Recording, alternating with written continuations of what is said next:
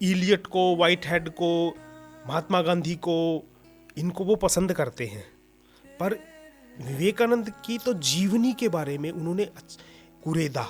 वो हुआ क्या, क्योंकि फ्रांसीसी थे ये, और ऐसा माना जाता है कि जब ये 1784 में एशियाटिक सोसाइटी जब बनी थी, तो वो लोग जर्मन और फ्रांस के ही तो थे, जोन्स वगैरह।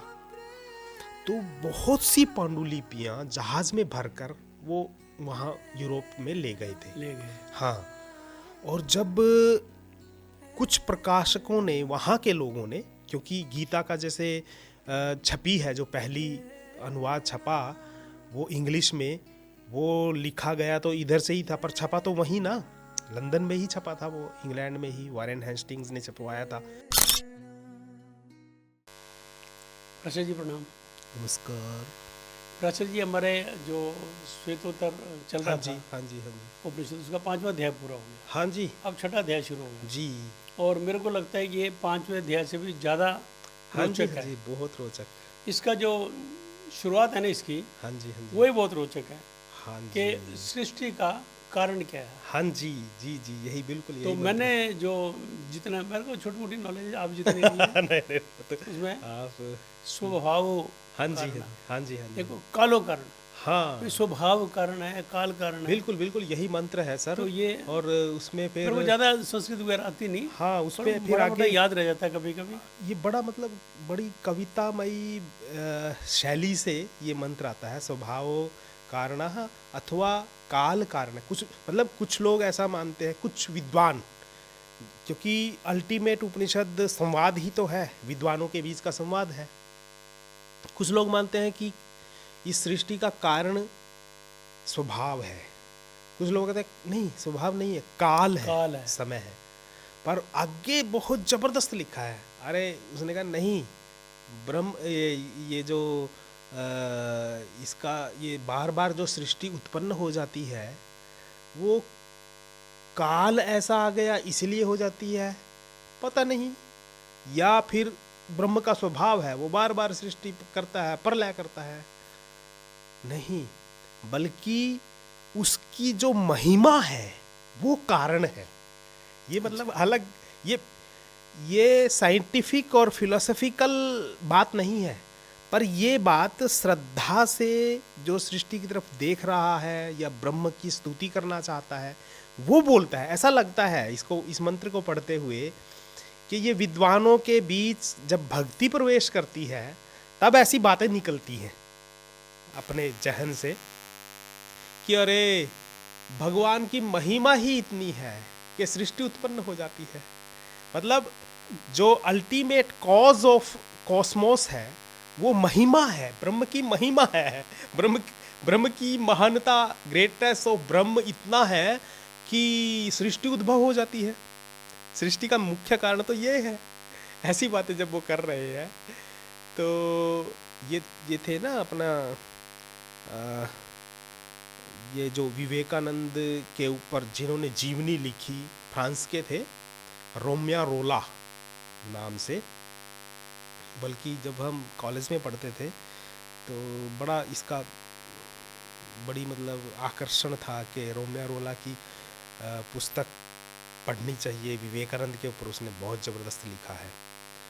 तो रोम्या रोला ने एक जगह लिखा है उसी की जीवनी लिखते हुए कि सचमुच जो उपनिषदों में लिखी हुई है या वेदों में जो चीज़ें लिखी हुई हैं और विवेकानंद ने जो पढ़ी हैं चीज़ें और फिर बोली हैं वो बातें, ये सब बातें ऐसा लगता है कि अल्टीमेट जो ब्रह्म है वो इतना ग्रेट है और उसकी ग्रेटनेस को उपनिषदों में इस भाषा में समझाया है कि किसी का भी मन उसकी स्तुति करने के लिए तैयार हो जाता है।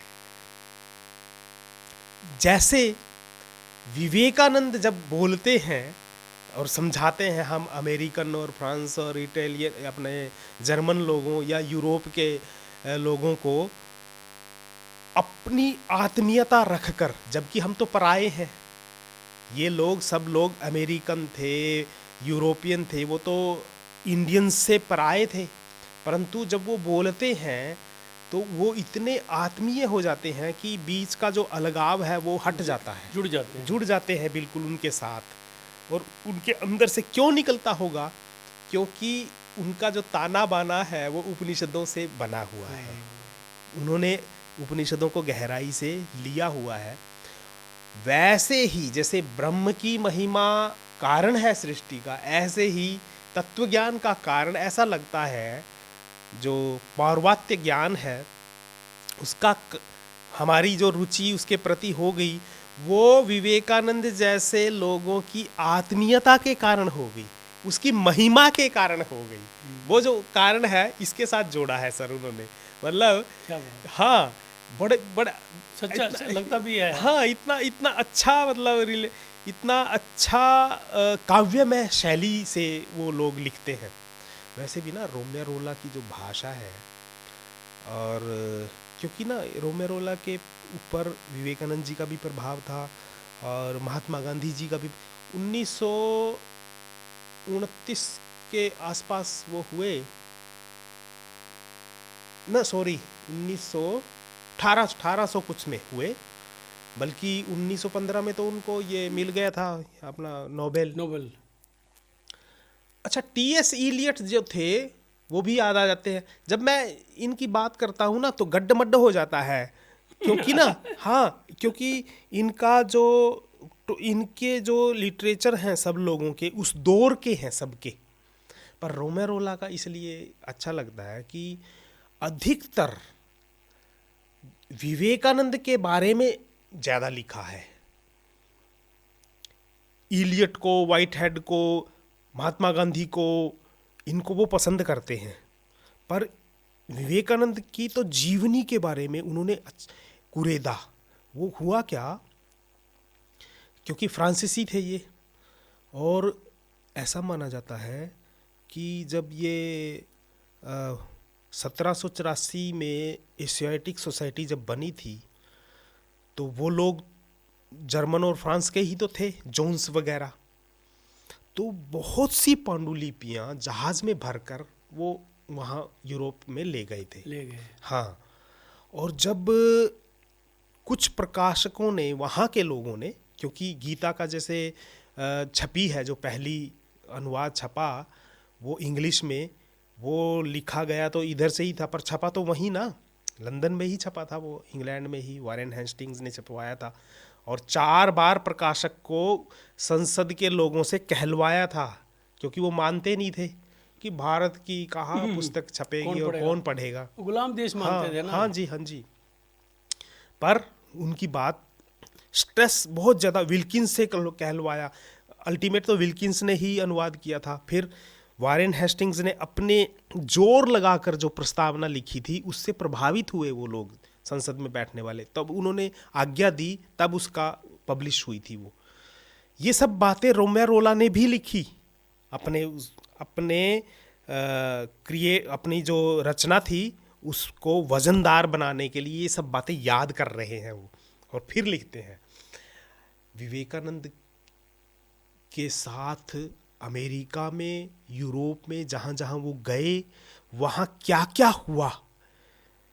एक तो घटना बोलना होता है सर, कि ऐसे ऐसे हुआ था, ये वस्तु स्थिति है, इसको कहते हैं कि भाई वो ऑब्जेक्टिवली किसी चीज़ को देखें, वो वस्तुनिष्ठता है। उसका तो वो तो हाँ, कुछ नहीं, वो तो सत्य है, बस वो यथार्थ है। हाँ।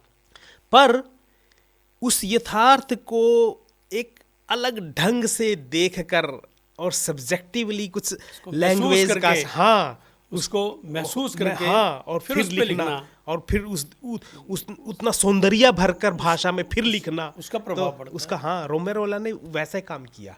जैसे कोई भी उदाहरण है वो विवेकानंद के जीवन से जुड़ा हुआ है, कोई घटना है, तो उस घटना को यूं नहीं लिखते, बल्कि उसको आध्यात्मिक चश्मे से, उसमें से क्या क्या चीज़ें निकलती हैं, विवेकानंद के जीवन में उन गुणों को याद करके कि ऐसे ऐसे थे, इस तरीके से किया, उससे उस उपनिषद के वाक्य को जोड़ दिया फिर साथ में, विवेकानंद क्यों कर सका, क्योंकि उपनिषदों की उपज थे विवेकानंद। इस तरीके से जब जिस शैली में वो लिख रहे हैं ना, उसमें बड़ा उन दिनों मतलब मैं जब पढ़ रहा था तो बड़ा मज़ा आता था, बड़ा मतलब अच्छा लगता है। इसलिए रोमेरोला ये जो अपने थे ना, अपने ये इसमें तो नहीं है चित्र, रामविलास शर्मा थे, उन्होंने भी विवेकानंद के ऊपर लिखा है। अपने मंत्री जो थे, नहीं, वो थे अंग्रेजी के प्रोफेसर थे, और निराला के रामविलास ऊपर, शर्मा। हाँ जी, और निराला के ऊपर उन्होंने हिंदी में, मतलब ऐसा बोलना चाहिए कि निराला को एस्टेब्लिश जो किया होगा हिंदी जगत में, तो उसको करने वाले रामविलास शर्मा थे। मार्क्सिस्ट थे, पर उन्होंने मार्क्सिस्ट होने के बावजूद भारतीय वैदिक चश्मे को चढ़ाकर फिर मार्क्स को देखा था और उसकी विचारधारा को देखा था। मतलब ये ऐसे व्यक्ति थे, उनका जीवन भी बहुत अच्छे, मतलब मैंने उसको उसकी धर्मपत्नी के साथ और उनका सारा जीवन मतलब पढ़ने जैसा है, बहुत ज़बरदस्त थे। तो उन्होंने भी सर ऋग्वेद के ऊपर भी उन्होंने लिखा है, मार्क्सिस्ट होने के बावजूद। लिंग्विस्टिक के तरीके से आर्य का जो ये है ना, ये कंसेप्ट के आर्य बाहर से आए थे, इस बात को बड़ा खारिज किया था सर उन्होंने। तो विवेकानंद के ऊपर उन्होंने इस तरीके से लिखा। मतलब कई लोगों ने रोमेरोला की शैली में, या ऐसा बोलना चाहिए कि उनको पढ़कर और फिर अपने साहित्य को लिखा है सर। हाँ, तो रोमेरोला के ऊपर ये जो हम सोच रहे थे इस मंत्र का, इसका प्रभाव है, मतलब उपनिषदों का प्रभाव है। तो श्वेताश्वेत्र उपनिषद का ये जो आप बात कर रहे थे, और पहले मंत्र की बात है कि कारण क्या है, वो महिमा जो कारण है, महिमा से सब ये सब बातें आई थी, जो मतलब कि ये जो महिमा है वो अंतर अल्टीमेट वो जो कारण है इसका सृष्टि का, ये बड़ी काव्यमय भाषा है सर। तो ये हाँ, ऐसा लगता है कि भक्त बोल रहा है, स्तुति कर रहा है, अरे इसका कारण वो नहीं है, ये भी नहीं है, वो भी नहीं है, महिमा है, बस महिमा है, उसकी महिमा। हाँ, उसकी महिमा है सर। उनका तो पता नहीं आनंद है, लेकिन हमें बहुत आनंद आ रहा है आपके स्टाइल से। आप ना खो जाते हो बिल्कुल बात में, और वही जो है ना आपके चेहरे पे आ जाता है, वो मिठास जो है ना बात की, सर, वो ये तो तत्व जो है ना, ये उपनिषद निचोड़ का आपके चेहरे पे आ ही जाता है। मजा ही सर हम धन्य हैं आपको अपने बीच में पाकर। जी जी जी, बहुत बहुत धन्यवाद। धन्यवाद। Thank you sir, thank you, धन्यवाद।